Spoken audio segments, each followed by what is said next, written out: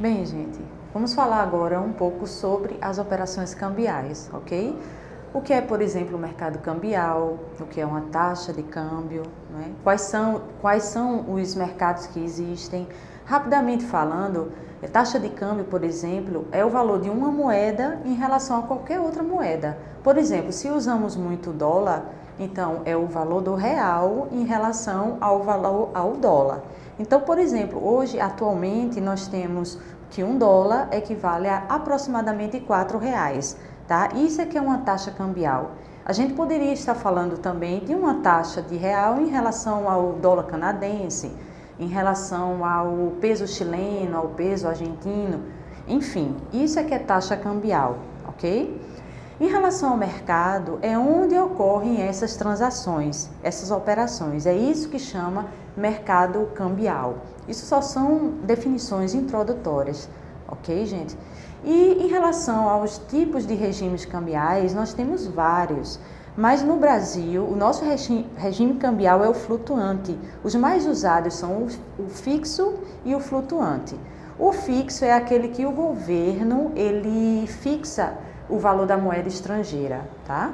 Tem algumas vantagens e desvantagens. O bom é que o dólar fica mais ou menos, que é a moeda mais usada, equilibrada em relação à nossa moeda, tá? Em relação à moeda flutuante, ao câmbio flutuante, ele flutua de acordo com o mercado, tá?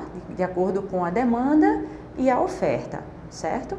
Agora, o flutuante também existe as metas, né? Todo governo tem meta também de dólar para que ele não oscile nem muito para cima, nem muito para baixo. Se houver uma valorização muito grande do real, ou seja, o real, a nossa moeda local, ela fique tão alta em relação a outras moedas, isso prejudica as exportações. Então, o governo tem que deixar o dólar nem tão alto, nem tão baixo que prejudique as nossas exportações, ok? Estamos na Premier Câmbio, ela fica aqui em Boa Viagem, no Recife, na Galeria Recife Trade Center. O Enio Mendonça nos recebeu para fazer uma entrevista, tá?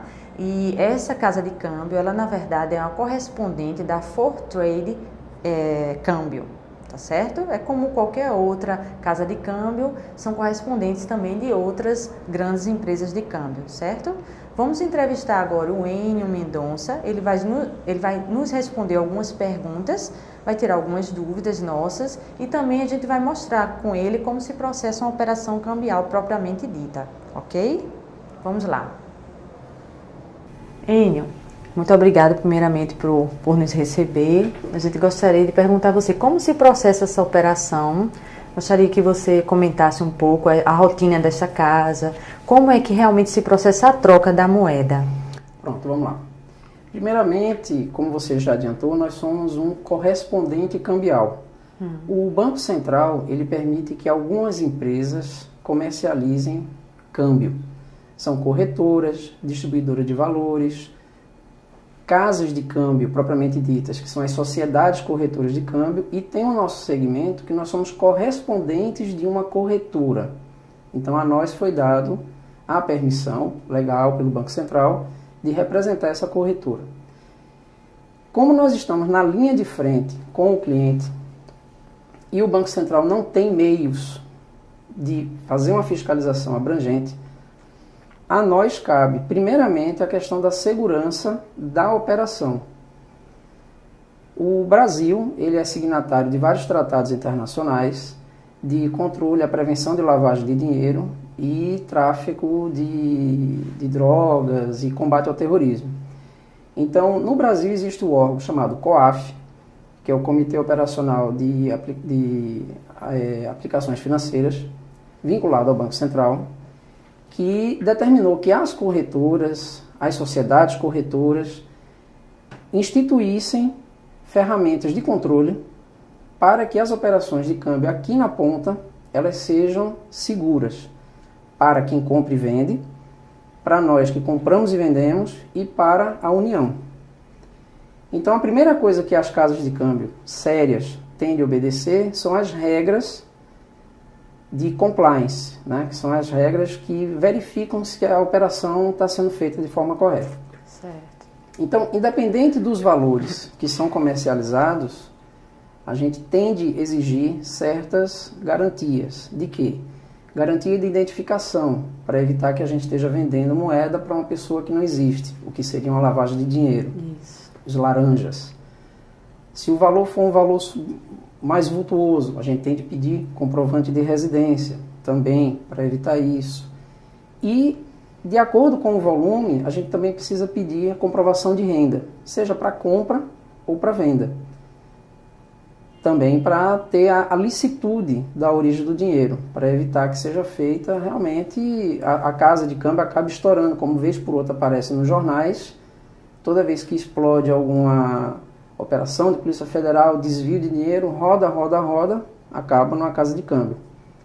Então, as empresas sérias têm de seguir um manual de compliance para normatizar as operações. Certo. Seria esse câmbio, que horas ele abre para uma empresa com essa natureza, né, dessa atividade? O mercado financeiro, de forma geral, a partir das 9 horas da manhã, ele já está aberto. Tá? Embora que no nosso segmento, como a gente atende diretamente pessoas físicas, a gente sente o mercado a movimentar realmente durante o horário bancário, entre as 10 e 16. Tá? Mas a partir das 9 a gente já tem um parâmetro das taxas, já sabe mais ou menos como que vai estar o mercado. E nesses períodos agora que a gente está com muita incerteza política, muita incerteza econômica, várias nuances internacionais interferindo, então desde as 9, antes mesmo de sair de casa, a gente já está com um programinha no celular, acompanhando se a taxa está subindo, se está descendo, porque os clientes começam a ligar e a gente não pode dar uma taxa nem muito alta, que espanta o cliente, nem pode garantir uma muito baixa, porque pode ser que às 10, 10 e meia o mercado suba e aí eu não tenho spread suficiente para cobrir a minha operação. Certo. Né? O spread é aquela diferença entre a compra e a venda. Certo. É o ganho de vocês? Seria o ganho nosso. O spread. Isso, certo. Exatamente. Então, a partir das 9 já vai, e quando dá 4 horas, 4 e meia, horário de São Paulo, né? Então, assim, para a gente agora que está no horário de verão, às 3 horas, 3 e meia, a taxa que termina é a taxa que a gente vai até às 5 horas. Certo.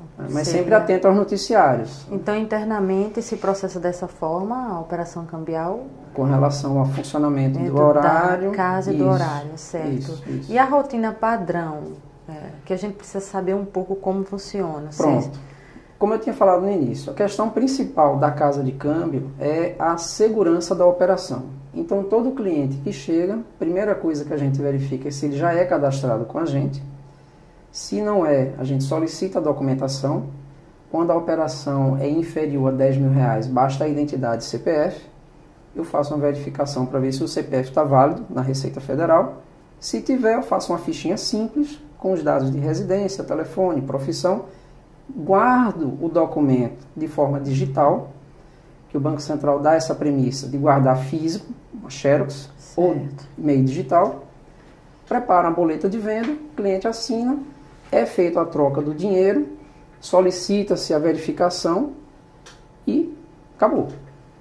Já então, tá pronta a operação em si é só essa. Agora tem a parte dos bastidores. Aí vai a reposição do nosso estoque, o envio dos reais para o banco, certo. A recompra dessas moedas junto à corretora que me fornece. Compra com eles lá, então. Isso, porque aqui a gente está com um volume muito pequeno de compra direto de turista. Certo. Então, 99% das operações, o dinheiro que a gente compra é um dinheiro novo que vem diretamente dos bancos no exterior, né? São importações diretas. E eu só posso comprar da corretora com que eu trabalho. Certo. Então, no caso, eu sou correspondente da Fortrade, então toda compra que eu faço para repor o estoque é com eles. E eles compram do Banco Central? E eles compram direto de um banco no exterior. Certo. O Banco Central ele só monitora as operações. Certo. Né? Então, assim, os bancos privados, entre eles, é feita a compra, a importação, a entrega da moeda. Certo. Isso é bom para o cliente, porque eu estou sempre com cédulas novas. Alguns pacotes, inclusive, vêm sequenciados, ou seja, são lotes que saíram do banco e jamais foram utilizados. Então, a garantia de que lá fora o cliente vai estar com uma moeda boa, válida em todo mundo. Certo. Entendeu? Excelente. Vamos fazer agora uma operação, não é? Vamos lá, vamos fazer uma operação de compra de euros. De compra de euros, pode ser euros? Pode ser. Certo. Como eu lhe daria... Eu vou fazer uma compra com esse rapaz que está aqui fora, ele está com 150 euros para me vender, e Tá daqui certo. a gente vai processar, vocês vão acompanhar aqui como que a gente faz. Tá ok, ótimo. Boa tarde. São os euros para trocar? Pronto. A primeira coisa que o atendente, um caixa, tem que fazer quando recebe a moeda, dá uma olhada no estado geral da moeda, verificar a questão da veracidade. No caso do euro, o mais fácil que tem é verificar uma ranhura imposta aqui nas cédulas, que ela não sai de jeito nenhum. E a mudança de cor aqui atrás, de rosa para verde. Marca d'água, as notas estão boas. Esse aqui é o que? Euros, Isso aqui né? são euros, são 150 euros. Então, 150 euros eu estou comprando a R$ 4,30, eu vou fazer a troca por R$ 645. Então, o atendente informa ao cliente quanto que vai dar. O cliente concordando, a gente solicita a habilitação, passaporte ou identidade com CPF. No caso dele, como ele é brasileiro, eu tenho que, de acordo com o Banco Central, manter um registro do documento. Então, no caso aqui, a gente fotografa, passa para o computador depois.